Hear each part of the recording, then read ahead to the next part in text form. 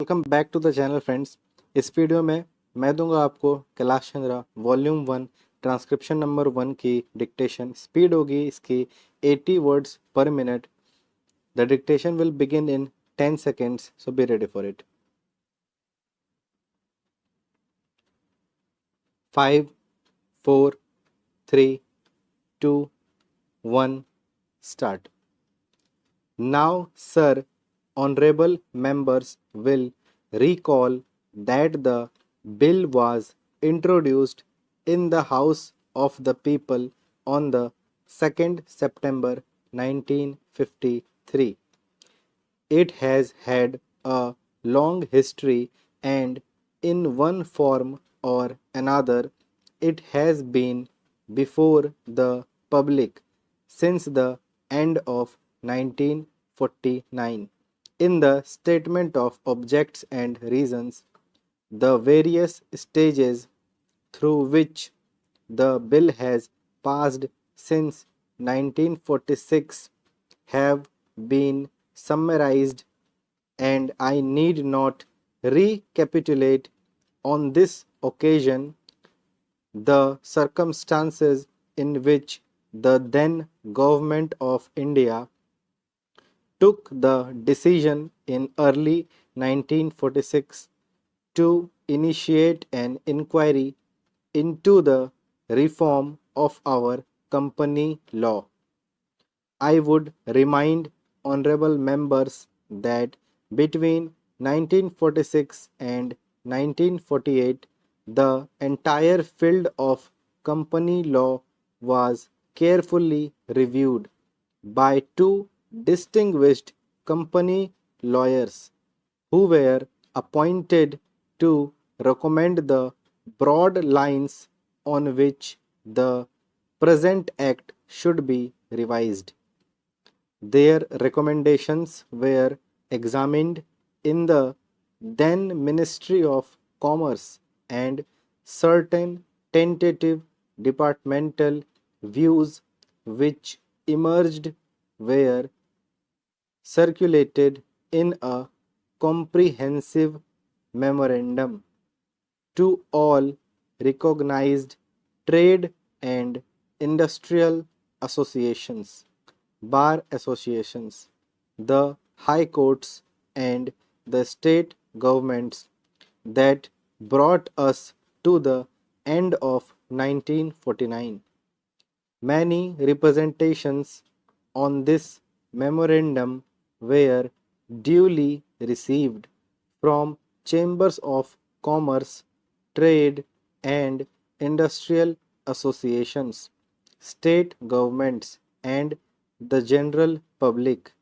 At the end of 1950, the Government of India appointed a committee under the chairmanship of Sri Bhabha to go into the entire question of the revision of the Companies Act, with particular reference to its bearing on the development of trade and industry in this country. This committee examined a large number of witnesses in many parts of the country and submitted its report in March 1952. This report again was circulated to all state governments, chambers of commerce, trade associations, high courts, and many other bodies. At the same time, a special officer was appointed in the Department of Economic Affairs, Ministry of Finance, to examine the report in the light of the views received from the interested public and to submit proposals to government for the revision of the present act. The bill now before the House is based largely on the recommendations of the Company Law Committee modified in a few particulars.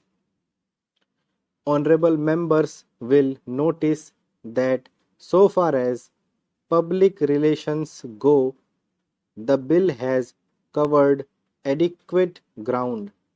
In a measure like the Companies Bill, however, which covers the entire field of the operation of joint stock companies, the limits of consultation and discussion can never be exhausted. And I would like to inform honorable members that although the bill was introduced in Parliament over 7 months ago, our officers have been engaged throughout this period in further studies and informal discussions with the interests concerned, and on occasions I have also participated in such discussions. I have also given some further thought to some of the issues arising out of the bill, and I propose at the appropriate stage to bring before the select committee any changes in the provisions of the bill which seem to me to be worthy of consideration. In the light of this further examination, no honorable members will have noticed that the bill contains 6 clauses and 12 schedules.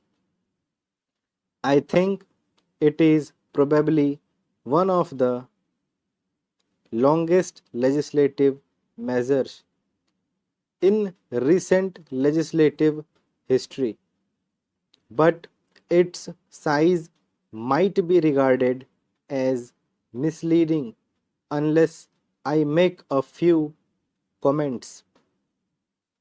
The bill is both, one must remember, a consolidating and amending measure, as mentioned in the Statement of Objects and Reasons.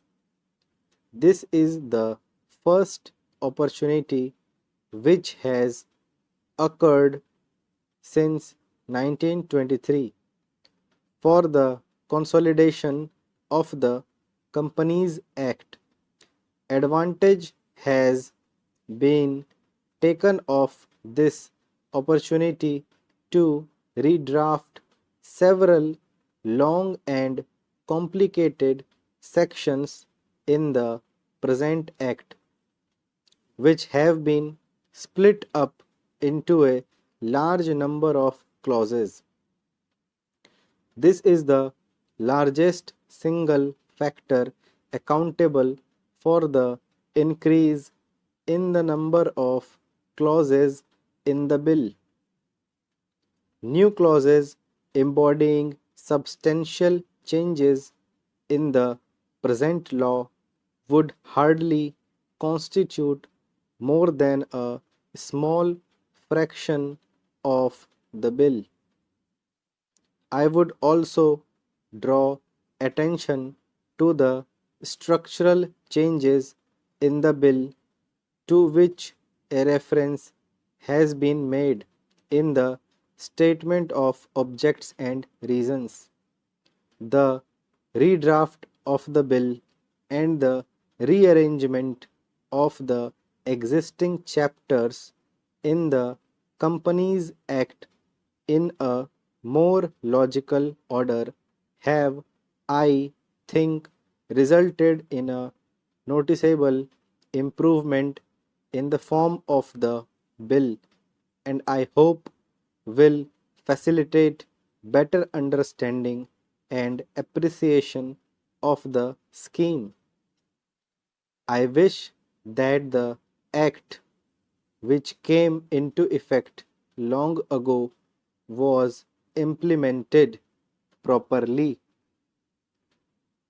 I know that the minister here is very earnest in implementing it, but unfortunately, his colleagues at the state level are disappointing him. Unfortunately, no steps have been taken for trimming or toning up the administration at the state level and at the district level. They have to be taken immediately.